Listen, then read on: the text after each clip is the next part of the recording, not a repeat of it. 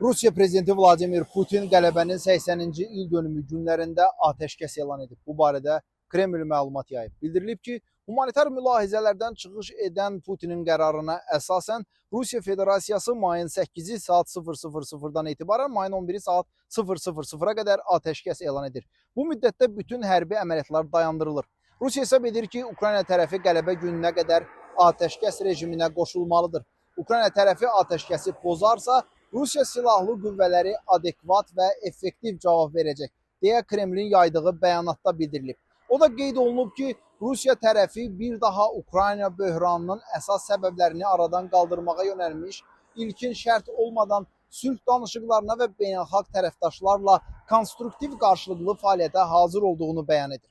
Qeyd edək ki, bundan öncə Rusiya tərəfinin təşəbbüsü ilə xristianların Pasxa bayramı günlərində aprelin 19-dan 21-nə kimi Ukrayna cəbhəsində atəşkəs elan olunmuşdu. Bu atəşkəs rejimi gün yarım çəkmişdi.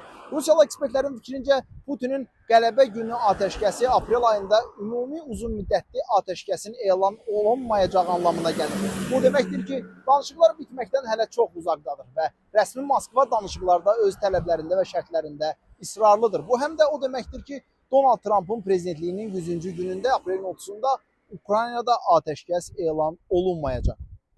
Putinin qələbə gününün il dönümü atəşkəsinin elan olunması ilə eyni gündə Moskvanın Ukrayna ilə danışıqlar masasına oturması üçün şərtləri də açıqlanıb. Rusiya Xarici İşlər Naziri Sergey Lavrov Braziliyanın O Globo qəzetinə müsahibəsində bugün Ukrayna ilə danışıqlar masasına oturmaq üçün Rusiyaya hansı şərtlər lazımdır sualına cavab verib. Və Moskvanın Ukrayna ilə danışıqlar masasına oturması üçün şərtlərini açıqlayıb. Rusiya Xarici İşlər Naziri bildirib ki, Ukraynanın NATO-ya qoşulmaması və 1990-cı il Ukraynanın dövlət suverenliyi bəyannaməsinə uyğun olaraq neytral və bloklara qoşulmama statusunu təsdiqləməsi Ukrayna böhranının Rusiyanın təhlükəsizlik maraqlarına cavab verən yekun əlli üçün iki əsasdan biridir. İkinci şərt isə 2014-cü ilin fevralında dövlət çevrilişi nəticəsində Kiyevdə formalaşmış Moskvanın neonasis adlandırdığı rejimin hakimiyyətinin nəticələrini, o cümlədən rus dilini, mediasını, mədəniyyətini, adət-ənənələrini, kanonik pravoslavlığın qanunvericilik və fiziki cəhətdən məhv edilməsini aradan qaldırmaq lazımdır. Krım, Sevastopol, Donetsk, Lugansk, Xerson və Zaporojye vilayətləri üzərində Rusiyanın hüququnun beynəlxalq səviyyədə tanınması zəruridir. Kiyevin bütün öhdəlikləri qanunla təmin edilməli, icra mexanizmlərinə malik olmalı və müddətsiz xarakter daşımalıdır. Ukraynanın demilitarizasiyası və denasifikasiyası təmin edilməli, sanksiyalar, məhkəmə iddiaları və həbs orderləri ləğv olunmalıdır. Rusiyanın qərbdə dondurulmuş aktivləri geri qaytarılmalıdır.